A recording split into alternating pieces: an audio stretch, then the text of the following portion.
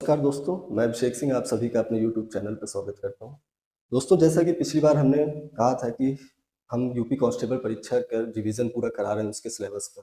हमने एक पहल की है उसके उसके अंतर्गत आपको जितने भी सिलेबस जो भी दिया हुआ है गवर्नमेंट ने उसका रिवीजन होगा दोस्तों। शुरुआत करेंगे दोस्तों आज हम संख्यात्मक योग्यता से, जिसके अंतर्गत हम मैथमेटिक्स है ये, जिसके अंतर्गत पहला टॉपिक है संख्या पद्धति। संख्या पद से दोस्तों स्टार्ट करते हैं। तो सबसे पहले इसमें दोस्तों टेबल ऑफ कंटेंट देखना बहुत जरूरी होता है कि हम क्या क्या पढ़ने जा रहे हैं संख्या पद्धति के अंदर। और दोस्तों हमारी पद्धति वही रहेगी, कॉन्सेप्ट, फिर एग्जाम्पल, और अगर प्रीवियस ईयर के क्वेश्चन आए हैं तो प्रीवियस ईयर के क्वेश्चन कराए जाएंगे, ये सब चीजें। चलिए दोस्तों शुरू करते हैं।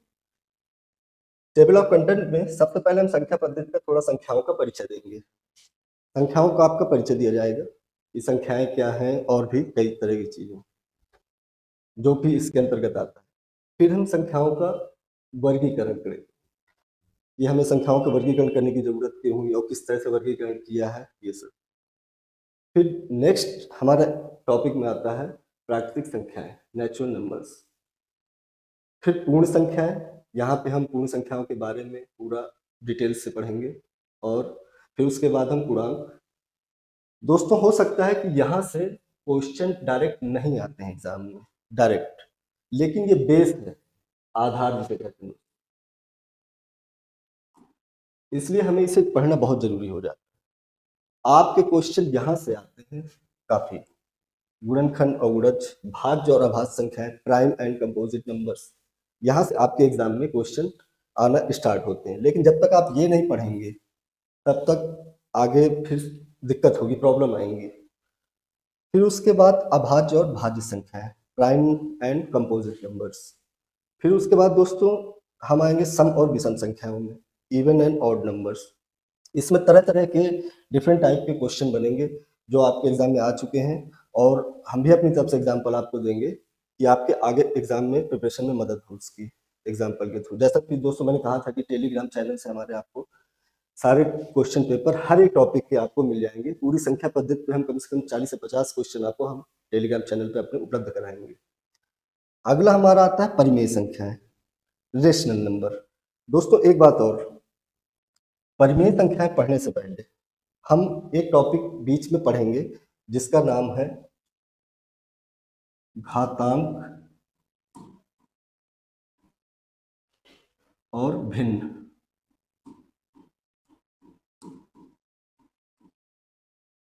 ठीक दोस्तों, इंडिसेस एंड, तो हम यहाँ पे घातांक और भिन्न पढ़ेंगे,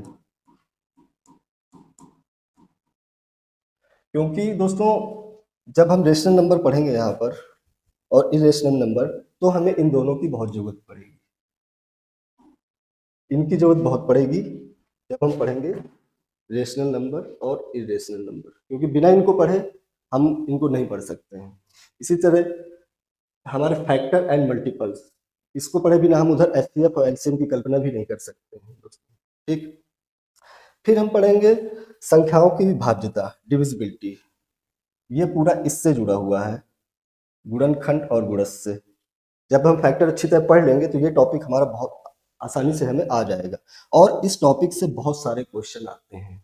आप ये मान के चलिए एक या दो क्वेश्चन हर एक बार आया, दो क्वेश्चन इस टॉपिक से। फिर दोस्तों हमारा एक शेषफल आएगा। ऐसे इसमें क्वेश्चन आते हैं कि जब इससे भाग दें तो शेषफल कितना होगा। रिमाइंडर थ्योरम भी इसके अंतर्गत हम पढ़ेंगे। उसके बाद हम इकाई अंक, जैसे कई आपको कई सारे गुणा करने को कई संख्याओं का दिया रहेगा, वो पूछ लेगा कि इकाई अंक क्या होगा, इससे भी जुड़ी चीजें हम यहाँ से पढ़ेंगे। इसके बाद कुछ और विविध भी आ जाएगा, एक दो टॉपिक जो जहां हमें लगेगा कि ये आपके एग्जाम के लिए जरूरी है, वहां हम उसको इंक्लूड कर देंगे। क्वेश्चन आपके यहाँ से आते हैं, इस सेक्शन से, पूरे इस सेक्शन से आपके क्वेश्चन आना स्टार्ट होते हैं। ये आपका बेस एक तैयार करता है, और पूरी संख्या पद्धति आगे की मैथमेटिक्स के लिए आपके लिए बेस है। इसलिए दोस्तों जरूरी हो जाता है संख्या पद्धति को अच्छी तरह पढ़ना और एक आधार मजबूत अपना करके चलना। दोस्तों चलिए शुरुआत करते हैं हम संख्याओं से। हाँ दोस्तों, संख्याओं से आज हम स्टार्ट करते हैं।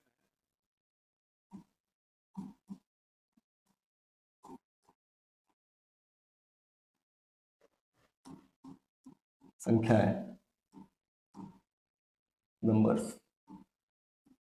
दोस्तों संख्याओं की जरूरत क्यों पड़ेगी हमें?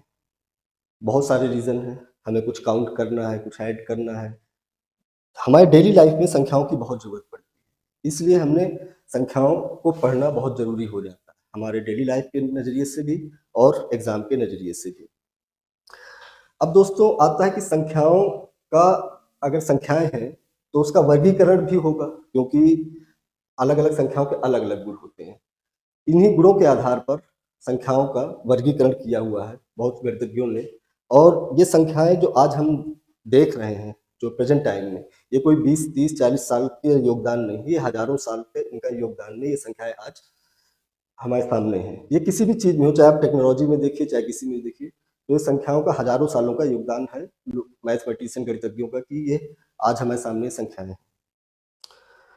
तो दोस्तों संख्या पढ़ने से पहले एक हम देख लेते हैं इस संख्या कैसे होती है। आपने बहुत देख रखी होंगी, पढ़ रखी है, सॉरी। 27 है, 3 है, 0 है, 100 है, ये सारी संख्याएं हैं। और आपने एक निगेटिव संख्याएं भी पढ़ रखी हैं, ऋणात्मक। ये छोटी संख्याएं हैं और ये बड़ी संख्या है, इनकी तुलना में ये बड़ी संख्या है। तो इस तरह से अलग अलग संख्याएं हैं और इनके गुणों के आधार पर हमने इसको विभाजित किया हुआ है, वर्गीकृत किया हुआ है। तो दोस्तों पहले देख लेते हैं कि संख्या जैसे है उसमें अगला टॉपिक हमारा है स्थानीय मान का, प्लेस वैल्यू का। तो सबसे पहले हम प्लेस वैल्यू को दोस्तों देखते हैं कि प्लेस वैल्यू है क्या।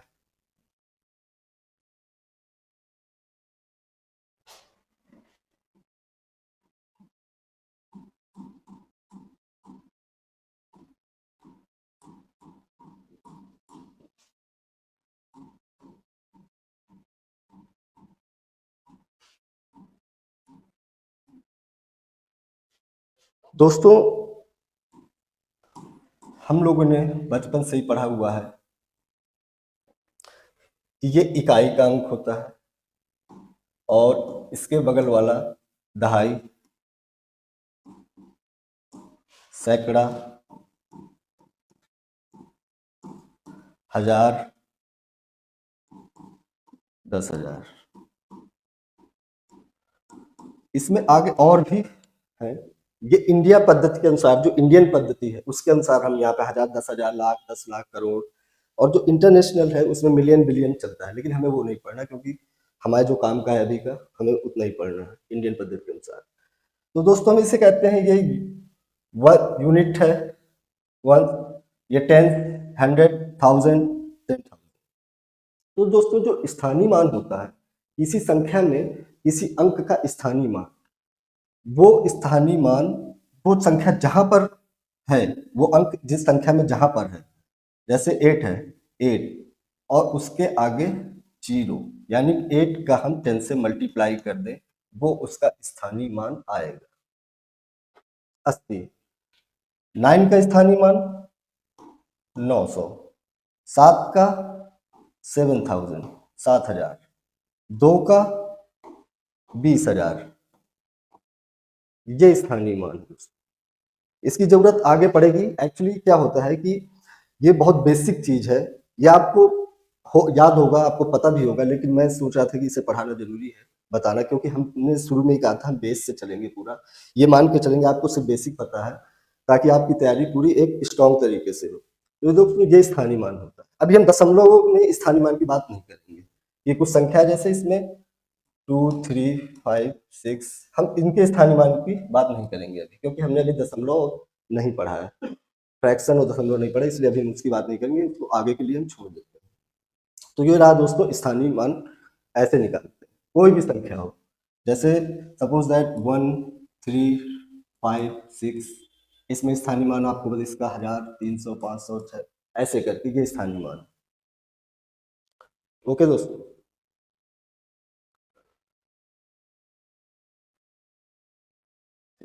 तो अब हम थोड़ा सा एक वर्गीकरण देख लेते हैं कि संख्याओं का वर्गीकरण कैसे किया है हमने, और फिर उसी वर्गीकरण के अनुसार हम उसको पढ़ते जाएंगे, उसी क्रम में या दूसरे भी क्रम में, जहां पे हमें सही लगता है कौन सा पहले पढ़ना चाहिए। तो दोस्तों आइए देखते हैं।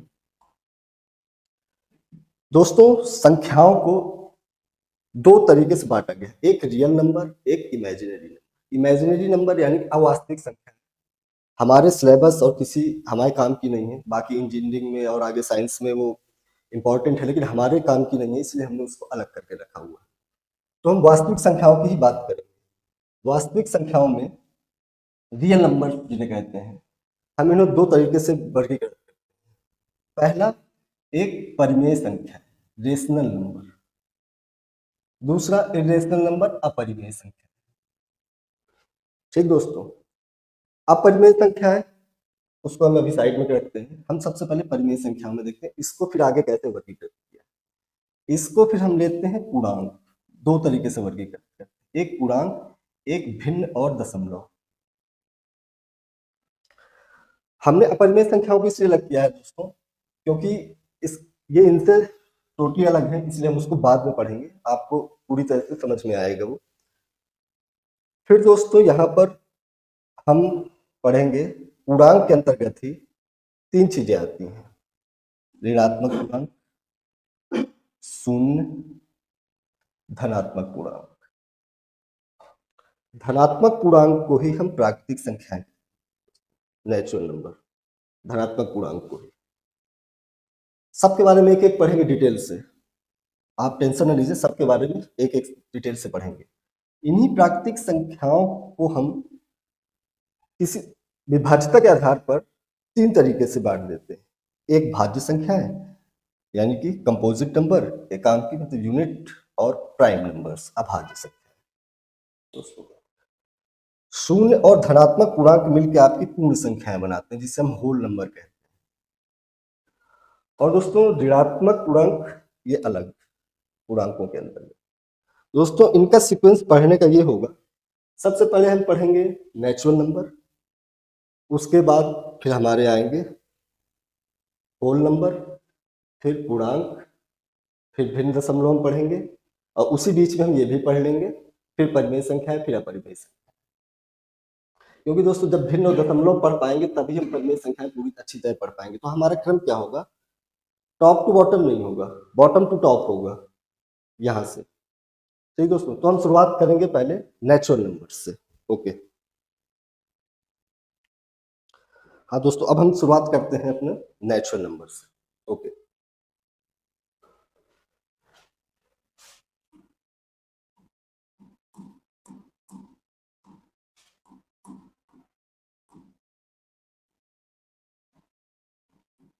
प्राकृतिक संख्याएं, नेचुरल नंबर।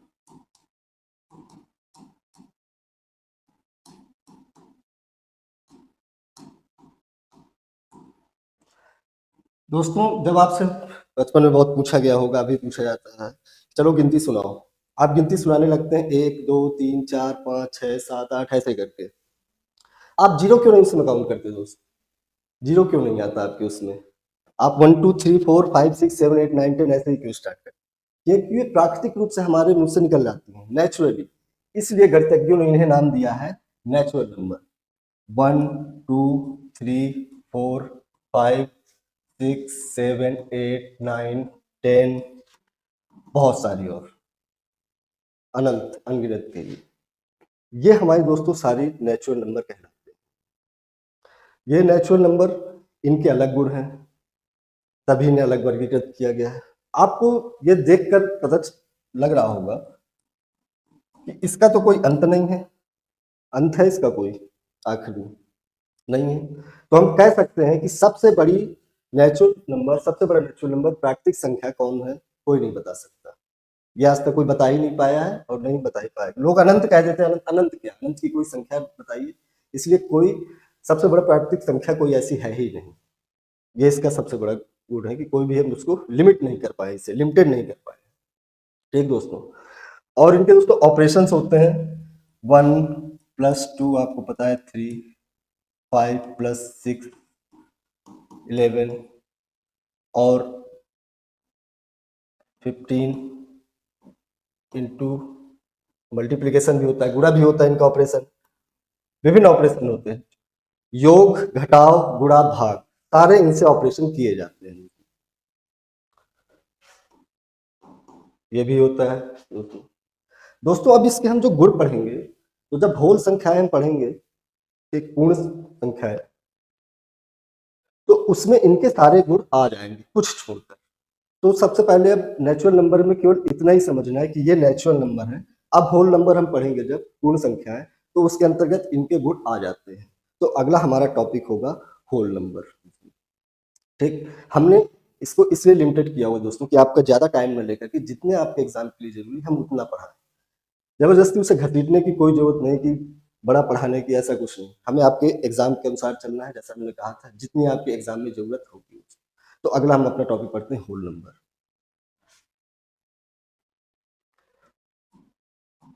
पूर्ण संख्याएं।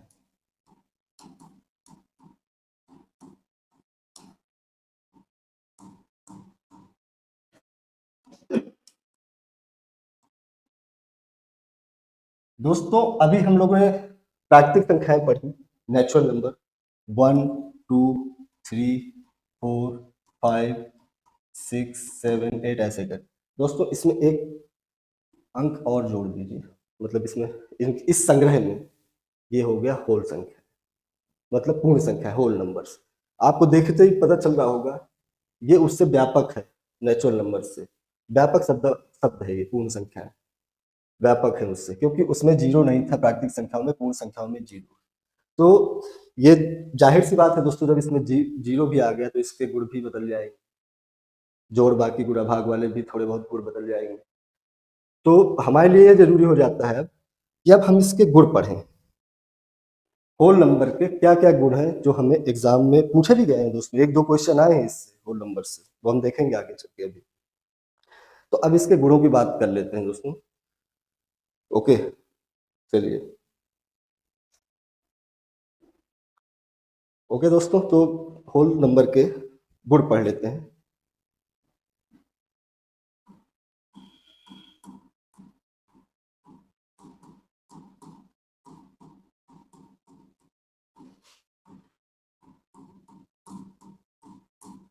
Properties of whole number.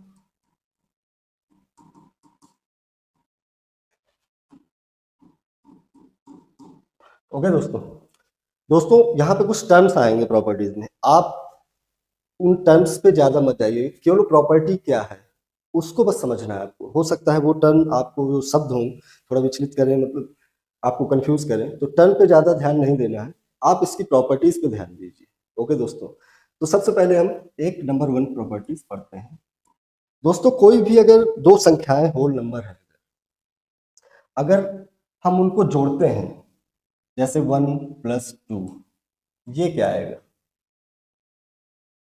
3 आएगा। ये होल नंबर है, ये पूर्ण संख्या है, बिल्कुल है। आप कोई भी दो पूर्ण संख्या ले लीजिए, चाहे जीरो ले लीजिए, चाहे जो भी ले लीजिए आप, ये होल नंबर आता है। या हम कह सकते हैं दोस्तों, ए अगर कोई होल नंबर है और बी अगर कोई होल नंबर है, तो इसका जो रिजल्ट आएगा, अगर दोनों को ऐड करेंगे, तो वो भी होल नंबर आएगा, पूर्ण संख्या होगी ये। ठीक दोस्तों, कोई भी आप ले लीजिए, कोई सा भी होल नंबर, पूर्ण संख्या है, कोई भी दो ले लीजिए, ए बी में उनके मान रख लीजिए। अब दोस्तों दूसरी प्रॉपर्टी है, पहले हम दोस्तों प्रॉपर्टी पढ़ लें, उसके बाद हम इसको नाम देंगे।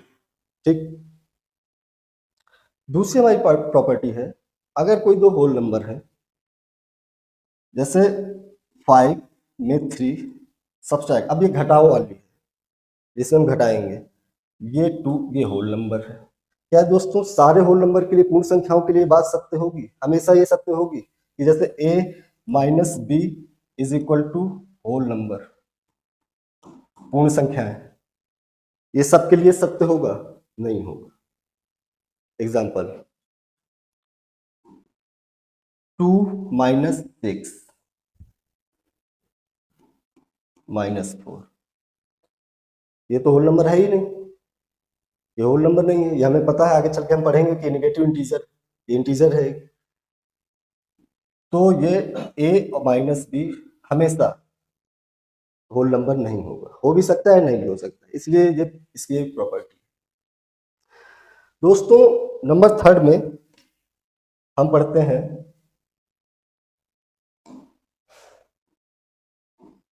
ये गुणा की प्रॉपर्टी है, मल्टीप्लिकेशन की। जैसे कोई दो होल नंबर है 2, 12 एंड 3, ये होल नंबर होगा दोस्तों, हमेशा होगा। ये गुण है इसकी प्रॉपर्टी है, हमेशा मल्टीप्लिकेशन होल नंबर होगा, पूर्ण संख्या होगी। कोई भी आप दो संख्याएं ले लीजिए, कोई भी, ये होल नंबर पूर्ण संख्या है। कोई भी आप उठा के ले लीजिए, 0, 1, 2, 3, ए और बी। जैसे 0 लिया तो 0 गुणे 3 करिए, 0 आएगा, 0 भी होल नंबर है। ठीक दोस्तों, कॉमन सी ये एक इसकी प्रॉपर्टी। फोर्थ प्रॉपर्टी आती है दोस्तों भाग की। अगर दो होल नंबर है, जैसे मैंने कहा इन्हीं दोनों को ले लेते हैं, 12/3, 12 डिवाइडेड बाई 3, ये तो 4 है, ये हमें पता है, ये 4 आ गया। क्या ये हमेशा सही होगा? हम 5/12 कर, 5/12 करिए, ये होल नंबर आएगा? नहीं आएगा, ये एक भिन्न है, ये होल नंबर है ही नहीं। और एक बात याद रखिएगा, अगर हम इसे ऐसे लिखें a/b does not equal to, always की बात हो रही है, हमेशा हो भी सकता है, नहीं भी हो सकता, लेकिन ऑलवेज नहीं। और ध्यान रखिएगा यहाँ पे b does not equal to 0, b 0 नहीं होगा। b हमने 0 क्यों नहीं किया दोस्तों? दोस्तों आज तक पूरे विश्व में अभी तक किसी भी संख्या से 0 से डिवाइड अभी तक डिफाइंड नहीं, अभी तक डिफाइंड नहीं है। ये लोग कह देते हैं कि अनंत होगा, इनफाइनाइट आंसर, मतलब इन्फिनिटी तक होगा, इसका इन्फिनिटी जाएगा, लेकिन ये डिफाइंड नहीं, इसलिए 0 कभी आप नीचे रखिएगा ही नहीं। ये अभी तक कोई इस पे एक सुलह हो ही नहीं पाई है मैथमेटिक्स दोस्तों।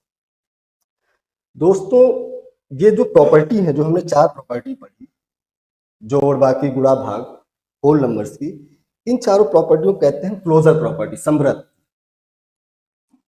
मैंने कहा था दोस्तों नाम में मत जाइएगा, आप सिर्फ और सिर्फ closure property of whole number,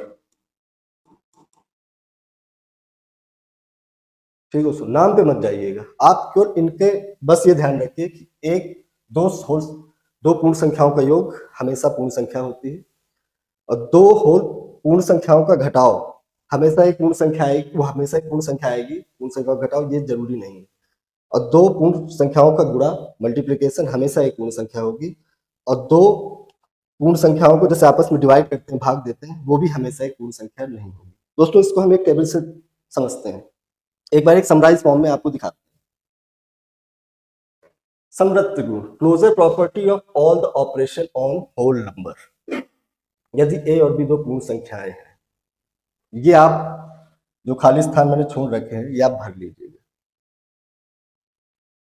समृद्ध इसलिए कहा गया है, एडिशन, इसका whole number are closed under addition, योग के अंतर्गत पूर्ण संख्याएं समृद्ध है। इधर पे लिख देते हैं,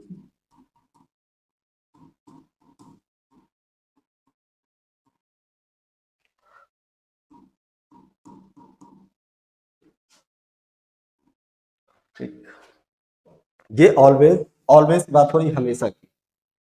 इधर पे आप लिख लीजिएगा कि होल नंबर है, होल नंबर नहीं, ये हमने अभी पीछे पढ़ा है, उसी का ये समराइज फॉर्म, आप देख लीजिए इसे। ओके दोस्तों, अब इस पे हम एक अगला गुण पढ़ते हैं। ओके चलिए,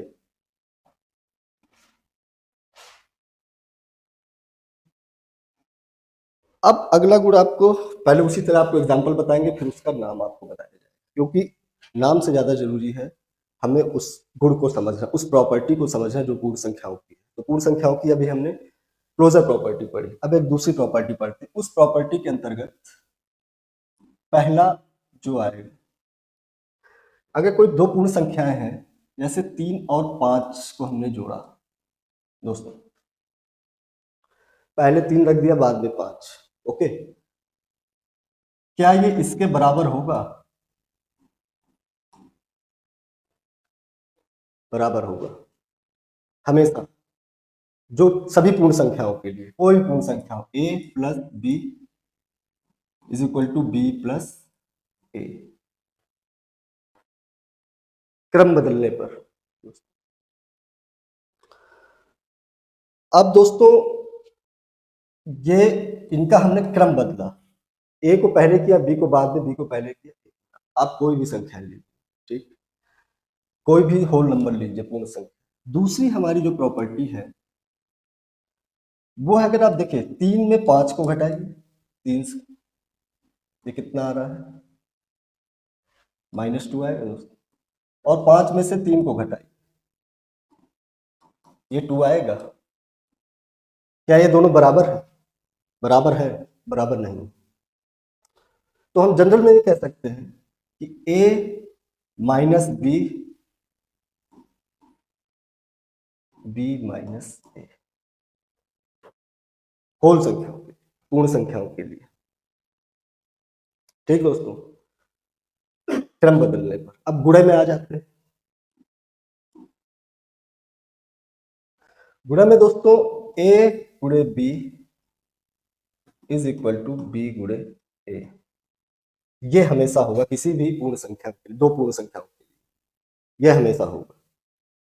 कोई भी आप ले लीजिए, इसको 0 ले लीजिए, इसको 1, 1 0 बराबर 5 गुणे 3, 3 गुणे 5,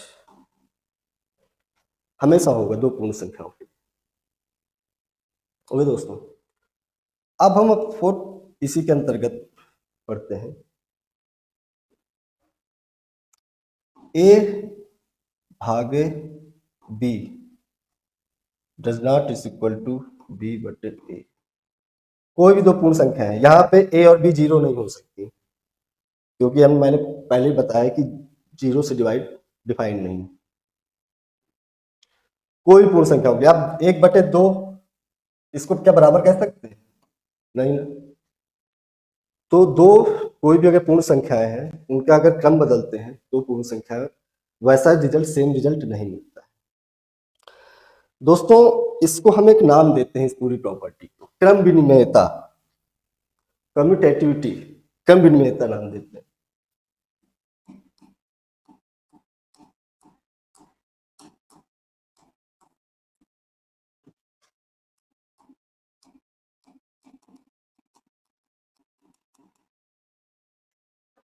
ओके दोस्तों, इसको हम भी एक समराइज फॉर्म में देख लेते हैं, हमने टेबल बनाई हुई है।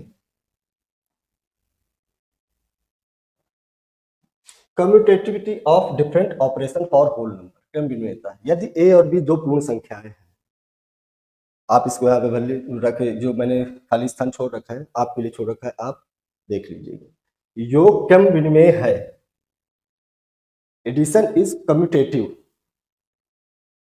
क्रम विनिमय नहीं है, घटाना। Subtraction is not commutative. Okay, इसी तरह गुणा है, इसी तरह भाग। आप यहाँ कह सकते हैं जनरलाइजेशन में a plus b equal to B plus a. Okay, इसमें आप हमेशा के लिए अगर बात करें तो does not equal to b minus a, always की बात कर रहे हैं। ये ऑलवेज ट्रू होगा, ये हमेशा बराबर हो, ये नहीं है। ठीक है दोस्तों, तो आप अपने अनुसार इसे रख लीजिएगा, पीछे मैंने आपको समझा दिया हुआ है।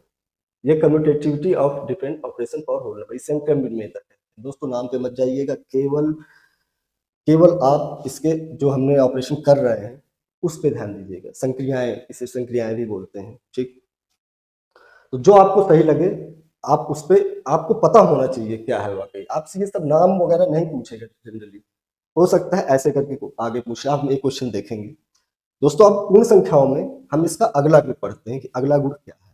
ओके, आइए नेक्स्ट पढ़ते हैं।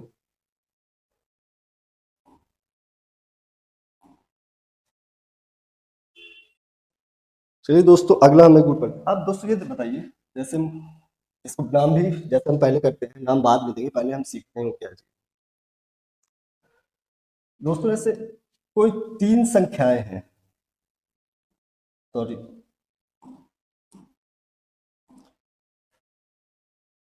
3, 10, 4।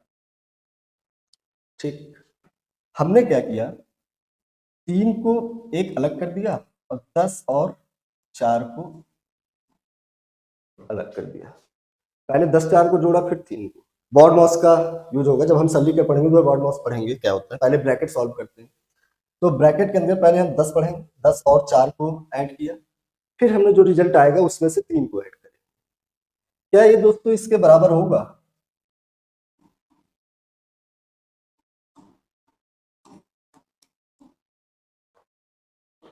बिल्कुल बराबर होगा। किसी भी होल नंबर के लिए, पूर्ण संख्याओं के लिए ये बराबर है होगा। तो हम जनरल में क्या कह देते हैं कि a plus B plus C is equal to a plus B plus C. ये इसका जनरलाइजेशन फॉर्म, जनरलाइजेशन किया हमने, ठीक है, जनरल फॉर्म है इसका। अब ठीक है, इसी तरह अगर हम घटाने की बात करें, सब्सट्रैक्शन की, ये तो एडिशन हो गया।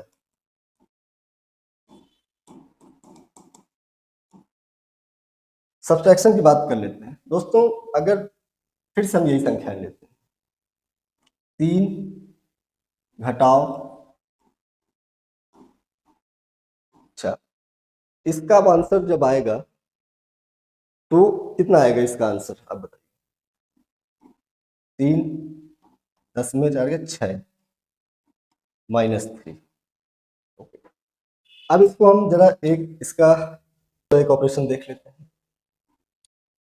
3 में पहले हम 10 को घटाते हैं, फिर जो रिजल्ट आएगा उसमें 4। 3 में जब घटाएंगे तो -7 आएगा और ये -4, ये आपका हो जाता है टोटल -11।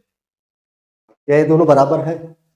नहीं बराबर, ये दोनों बराबर नहीं, आपको साफ साफ दिख रहा है। तो जनरल में हम कह सकते हैं कि a minus B minus C does not is equal to a minus B minus C. हमेशा के लिए हो भी सकता है, नहीं भी हो सकता, लेकिन हमेशा ये होगा, ये हम नहीं कह सकते हैं। ओके, हम अगला पढ़ते हैं इसका गुणे का।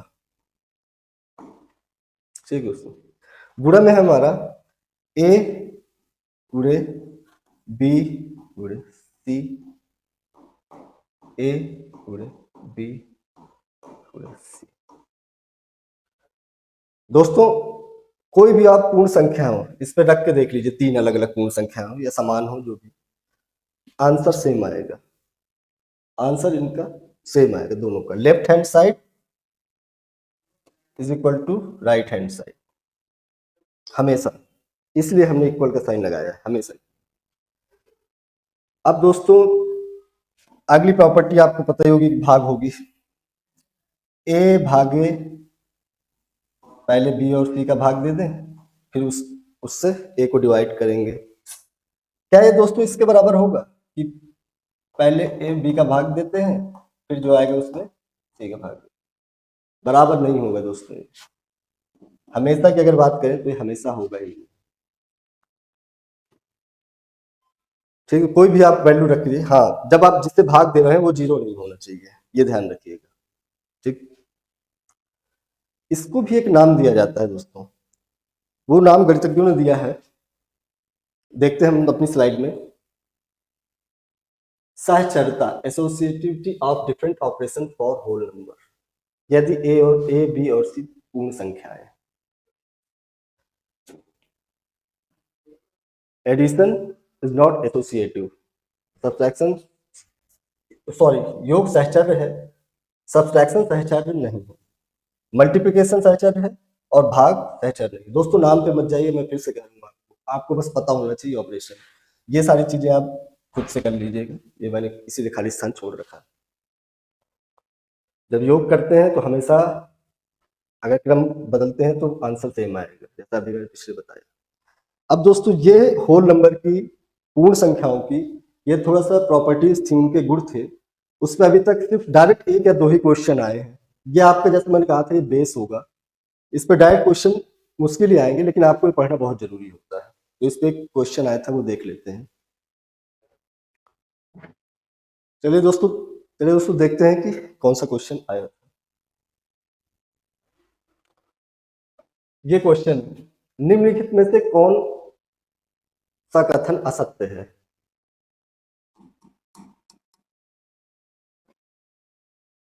दो पूर्ण संख्याओं का योग एक पूर्ण संख्या होती है। The sum of two whole number is a whole number. अभी हमने पढ़ा, ये सही है। ये असत्य नहीं है, ये सत्य है। दो पूर्ण संख्याओं का अंतर हमेशा एक पूर्ण संख्या नहीं होती है, ये भी सत्य वाक्य लिखा है, हमने पढ़ा है, हमेशा एक पूर्ण संख्या नहीं होती है। ए माइनस बी ऑलवेज एक पूर्ण संख्या आएगी? नहीं आएगी। हम एक में से 5 घटा दें, -4, ये क्या पूर्ण संख्या है? -4 पूर्ण संख्या नहीं है, इसलिए हम कहते हैं ये कथन सत्य है, ये भी सही है। ये थोड़ा दोस्तों जब आप इंटीजर पढ़ोगे उसके लिए, लेकिन जनरल में आप जानते ही हो ये ऑपरेशन, तो जब आप इनको करोगे तो -18 इज ग्रेटर देन -7।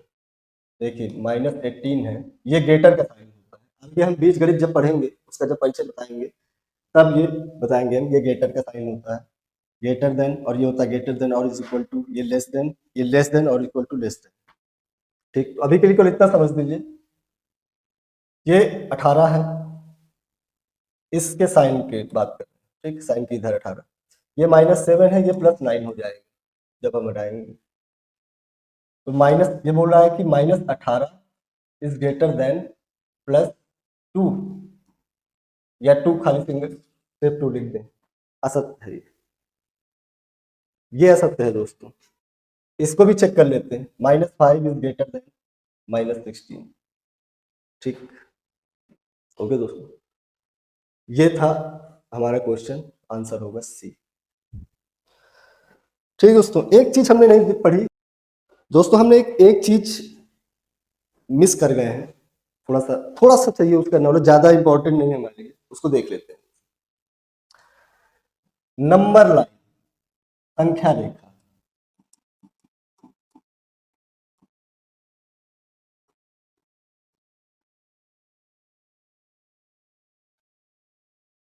दोस्तों जैसे हम एक लाइन अगर,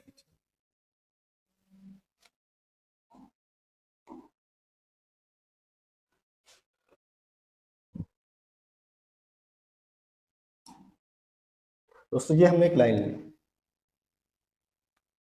ठीक, अब इस पे दोस्तों हम एक मार्किंग करेंगे,